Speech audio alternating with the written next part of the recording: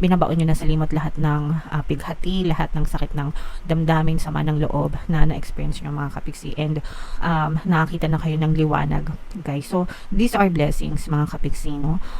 Kumbaga, di ba yung araw sumisikat siya pagkatapos ng ulan? So ibig sabihin nito, nagliliwanag na yung isip nyo, nagliliwanag na yung mundo nyo, nakita na kayo ng liwanag, light at the end of the tunnel.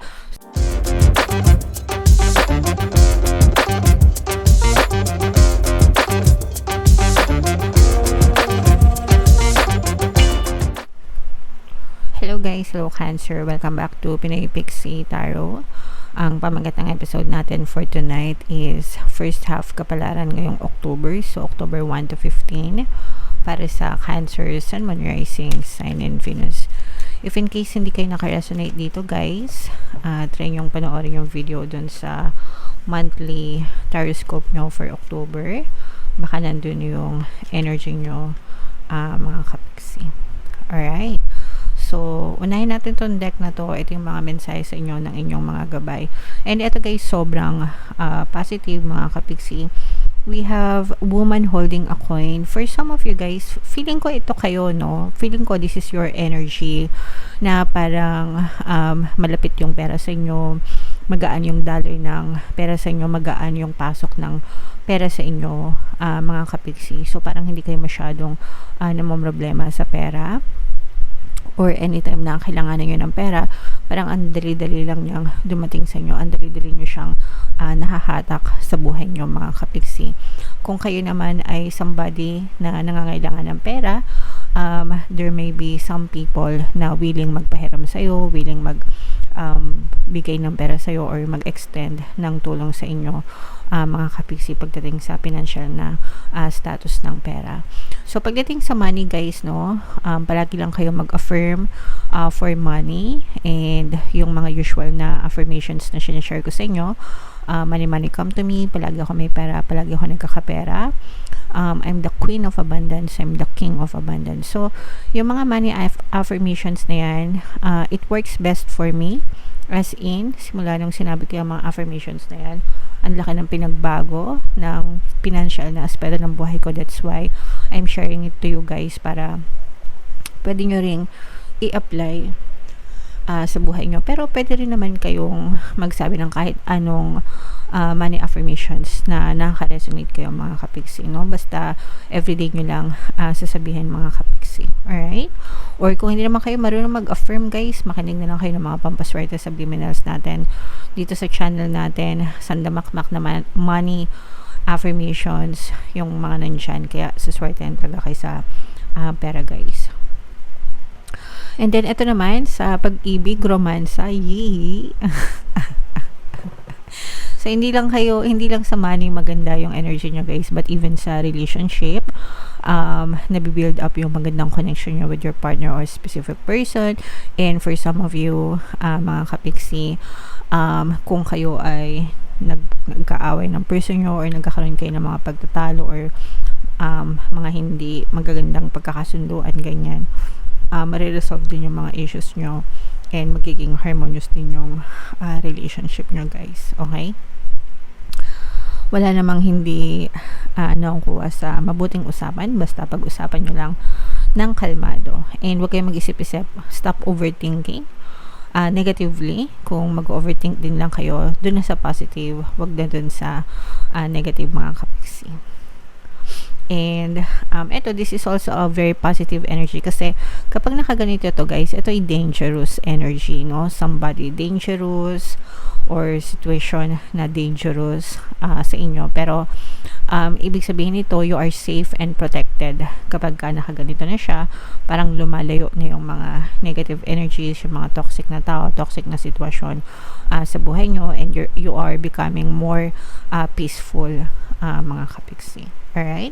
So ito guys, super positive. I-mind nyo na yan. Mind good finances. Ito, mind harmonious relationship. Yan.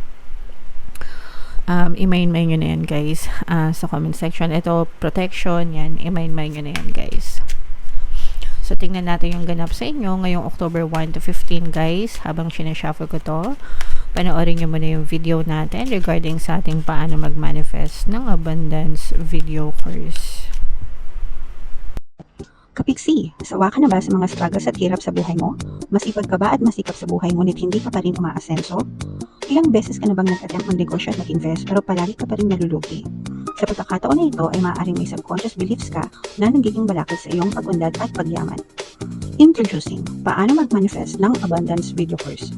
Dito ay matututunan mo ma-overcome ang mga balakid mo para tuluyan ka ng umunlad, umasenso, sumagana, maging matagumpay, successful at maswerte sa iyong kabuhayan, pera, trabaho, negosyo sa labi at kaperahan ng bonggang-bongga. Dali, mag-send na ng email sa pinoypixie@gmail.com at simulan na ang iyong pagyaman ngayon. Alright, so sa lahat nag-avail ng course guys, meron tayong bagong promo ngayong October. Magbibigay tayo ng free 3-in-1 pampaswerte sa subliminal, pampaswerte sa buhay, sa pera at saka sa love life worth 1,500 yung freebie na yan guys, kaya i-avail nyo na. Sobrang ganda. And meron din tayong bagong course mga kapiksi, paano mawala ang third party at magkaroon ng harmonious na relationship, para mawala yung mga kabit ng mga jowa nyo. 20% discount naman yan until October 31 guys, so i-avail nyo na. Sobrang ganda. So, Cancer guys, kayo ay represent ng King of Cups. This is both, this is more on positive energy mga kapiksi, no? As in, nararamdaman natin yung pagka-positive ng energy nyo. Meron ditong presence ng earth signs, Aquarius, Gemini, Libra. For some of you, maaari may air element kayo sa inyong natal chart, or you may be dealing with an air sign, mga kapiksi. So, dito, nararamdaman ko mga kapiksi yung parang you're turning your back, tinatalikuran nyo na yung past life nyo or yung mga past negative experiences nyo, kasi parang yung iba sa nyo parang pinagsisisihan nyo yung mga hindi magagandang nangyari sa nyo, and parang nanghihinayang kayo, no? Yung iba sa nyo parang nanghihinayang dun sa oras na nasayang sa kakamukmok nyo, sa kakanega nyo, sa kakareklamo nyo sa buhay, and right now parang gusto nyong bumawi sa sarili nyo, mga kapiksi. So, nakikita natin dito na parang gusto nyong magkaroon ng progress one step at a time mga kapiksi. Parang gusto nyo mag-move on, mag-move forward one step at a time, and focusing more on yourself. Parang nakikita ko rin dito guys na meron kayong mga desisyon na pinagsisihan, no, sa sarili nyo. Kumbaga, kung meron man kayong mga pangit na nangyari sa buhay nyo, parang sinisisi nyo yung sarili nyo, in a way, okay? Pero parang you are also learning to forgive yourself dun sa mga nangyari na yon, and you're starting to move forward one step at a time mga kapiksi. And itong pag-move forward nyo guys, no, parang you're fulfilling your dreams in your own little way. Parang tinutulungan nyo yung sarili nyo na makabangon, makabawi, and you are trying to fulfill your dreams mga kapiksi. And with regards to that, nakakita tayo ng mga mini manifestation. Yung iba sa nyo guys, parang meron kayong mga hihit na mga mini goals, mini manifestation, mini success, small wins, eto mga kapiksi. So, small wins, small success, pero para sa inyo, malaki yung value nun, okay? So, kumbaga parang, let's say for example, mga 10% pa lang ng minamanifest mo yung nakikita mo na evidence. Pero yung 10% na yun, malaki na yung pag-asa na nabibigay sa inyo mga kapiksi, okay? And enough na yung 10% na yun para ma-motivate kayo, para mas lalo kayong ganahan, mas lalo kayong siglahan, masiglahan para mas lalo pa kayo magsikap, no, towards your manifestation.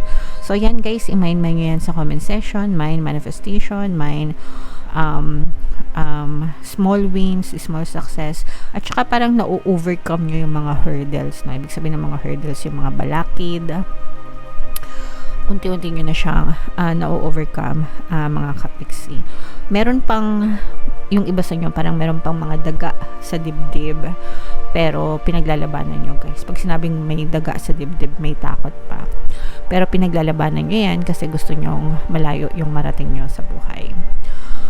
For some of you, maaaring may mga bagong opportunities din na ma-manifest kayo pagdating sa pera, mga kapiksi, ngayon sinabi natin sa inyo na woman holding a coin, no? Maganda yung energy nyo pagdating sa kaperahan. So for some of you, pwedeng may pumasok pa na mga new opportunities when it comes to money, mga kapiksi, kasi parang naa-attract nyo talaga siya ng maganda yung daloy ng pera sa buhay nyo. Okay? So i-mind nyo na yan, guys, sa comment section. Mind kaperahan, ganyan. So, nandito yung pagbangon, guys. Parang feeling ko, ayan, no, binabaon nyo na sa limot yung mga nakaraan. Sabi ko nga sa inyo, guys, you're starting to move forward. Masyado na kayong naintindihan nyo na yung damage, no? Kumbaga, there's a lot of damage na nangyari sa'yo in the past, and naintindihan nyo na yung impact nun sa buhay nyo, yung epekto. And for some of you, nagsuffer talaga kayo. Pero right now, talagang parang feeling ko binabaon nyo na sa limot. Binabaon nyo na sa limot lahat ng pighati, lahat ng sakit ng damdamin, sama ng loob na na-experience nyo, mga kapiksi. And nakakita na kayo ng liwanag, guys. So, these are blessings, mga kapiksi, no? Kumbaga, di ba yung araw, sumisikat siya pagkatapos ng ulan. So, ibig sabihin nito, nagliliwanag na yung isip nyo, nagliliwanag na yung mundo nyo. Nakakita na kayo ng liwanag, light at the end of the tunnel. So, ibig sabihin, nakikita nyo na liwanag at the end of the tunnel. So, nalalampasan nyo na yung mga problema.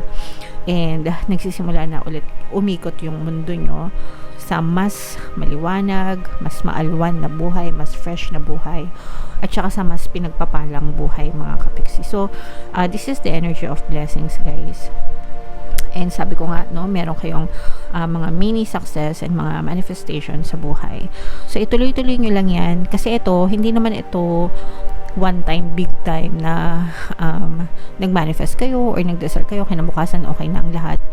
Hindi ganun, guys. Everything that's happening in our life, gradual yan palagi. No, ibig sabihin ng gradual, unti-unti. Kahit naman yung, kahit kanino, guys. Let's say, for example, yung mga artista, di ba? Sila yung best example, artista, kasi sila yung nakikita natin. Nung mga una silang nag-artista, hindi naman agad sila sikat, diba? Hindi naman sila agad kilala. Minsan nga sikat na sila, pero yung ibang tao hindi pa sila kilala, no? Until such time na talagang maging living legend na yung mga pangalan nila, and kilalang kilala na talaga sila, sikat na. So, hindi yun one time na gumawa lang sila ng movie or gumawa lang sila ng serye, sikat na agad. Hindi ganun, no? Nabibuild yun, diba? Nabibuild gradually over time hanggang sa talagang sumikat sila. So, ganun sa buhay natin, guys, no? Kumbaga, tinake ko lang yan as example para maintindihan nyo na what's happening in our life, gradual yan palagi, unti-unti, hindi yan agad-agad na instant, no? Now, one day, sikat ka na, or one day, mayaman ka na, wala ka ng problema, etc. Okay? So, you just have to take one step at a time. Mini steps, mga kapiksi. And definitely, may experience nyo din itong mga blessings na to, mga tagumpay na to, and mga manifestation na to. Okay? Pero these are your positive energies, guys. So, i-mind nyo na yan. Success, tagumpay, blessings, manifestation, deserve nyo lahat yan, mga kapiksi. Alright? So, comment down below, guys. Cancer, if feeling nyo nakaresonate kayo dyan. And wag nyong kalimutan, guys, na panoorin yung ating 2025 kapalaran. Ito yung video. And ito naman yung ating success stories ng paano mag-manifest ng abundance video course. Click here to subscribe, guys. And ito yung ating mga pampaswerte subliminals. Thank you for liking, sharing, and subscribing. See you next time. I love you all, guys. Have a nice day. Bye-bye.